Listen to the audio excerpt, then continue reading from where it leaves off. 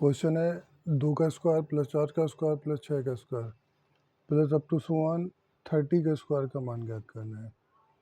तो ये क्वेश्चन ऐसे भी बनेगा कि 2 से लेकर 30 तक सभी सम संख्याओं के वर्गों का योगफल ज्ञात कीजिए।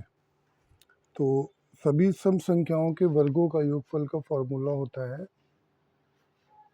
n plus 1 n plus 2 by 6। यहाँ पे n जो है वो सम आखिरी सम संख्या है, मीन सभी सम संख्या का सम संख्याओं का आखिरी पद जो है वो n होगा। तो n हो गया आपका 30, n plus 1 31, n plus 2 32 by 6। तो ये हो जाएगा आपका 4960। यही आपका आंसर होगा। ठीक है, तो 2 से लेकर 30 तक सभी सम संख्याओं का योगफल हो जाएगा n plus 1 n plus 2 by 6। n आखिरी सम संख्या है 30 इंटू 31 इंटू 32 बाई 6। तो ये हो जाएगा 4960। अगर इसी में क्वेश्चन ये बन जाए कि 16 का स्क्वायर प्लस 18 का स्क्वायर प्लस 20 का स्क्वायर अप टू 60 का स्क्वायर, इसका मान ज्ञात करना है। तो यहाँ पे n जो है सम संख्या हमारी बिगनिंग से होनी चाहिए।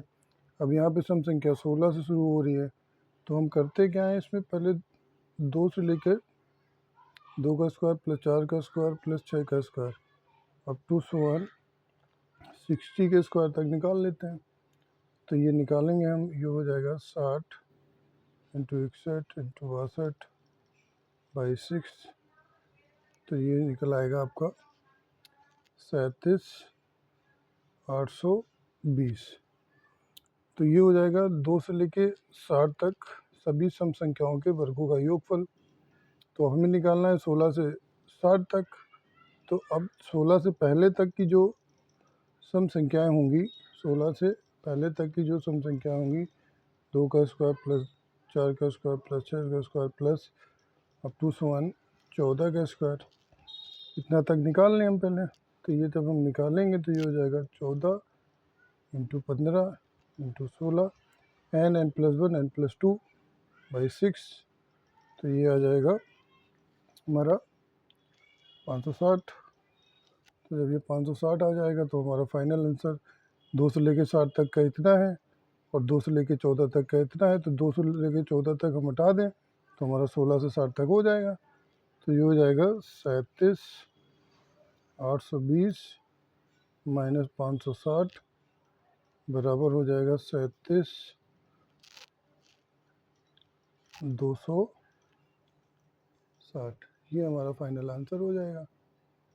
तो कहने का मतलब ये है कि जब इस तरीके के क्वेश्चन हो जाए तो पहले आप शुरू से लेके इतना तक निकाल लीजिए, फिर जितना बच रहा है, जितना एक्स्ट्रा हो रहा है उसको इससे घटा दीजिए, तो आंसर निकल आएगा आपका।